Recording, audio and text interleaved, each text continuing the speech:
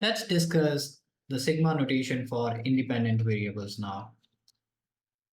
Find the sum of k from 1 to infinity, n from 1 to infinity of k over 2 raised to the power n plus k.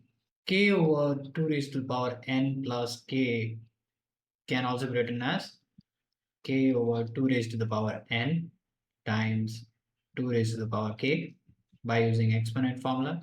So here we have two different variables k and then another variable is n. So this expression can be written as summation k equals 1 to infinity of k over 2 raised to the power k times summation n equals 1 to infinity of 1 over 2 raised to the power n, which is equal to summation k equals 1 to infinity k over 2 raised to the power k. And here if we replace n with 1, 2, 3 and so on up to infinity, we'll get 1 over 2 plus 1 over 2 squared plus and so on up to infinity.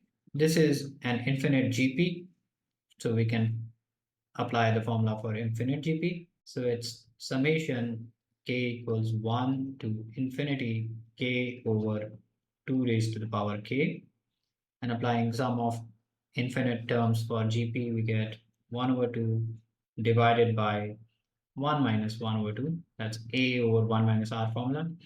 And that will give you 1 over 2 divided by 1 over 2. So it will cancel out. So you're just left with summation k equals 1 to infinity of k over 2 raised to the power k. Now if you replace k with values 1, 2, 3 and so on up to infinity, we'll get 1 over 2 plus 2 over 2 square plus 3 over 2 cube and so on up to infinity. And this series is in the form of 1 times 1 over 2 plus 2 times 1 over 2 square plus 3 times 1 over 2 cube plus and so on up to infinity. So it's a combination of an AP and a GP, right? And in these cases, what we do is, in order to find the sum, we multiply the given series by the value of common ratio. Here the common ratio will be 1 over 2 square divided by 1 over 2, 1 over 2. So we multiply equation 1 by 1 over 2. So 1 over 2 times s is equal to 1 times 1 over 2 square plus 2 times 1 over 2 cube plus 3 times 1 over 2 raised to the power 4 and so on up to infinity.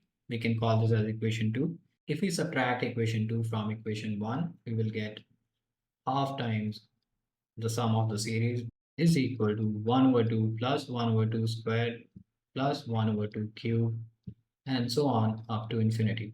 Here the right hand side is infinite GP with first term a as 1 over 2 and r as 1 over 2. So if we apply the sum of GP formula for infinite terms, it is a 1 over 2 divided by 1 minus r. R is again 1 over 2. So it is 1. So half times s is equal to 1 or s is equal to 2. So sum of the series is 2.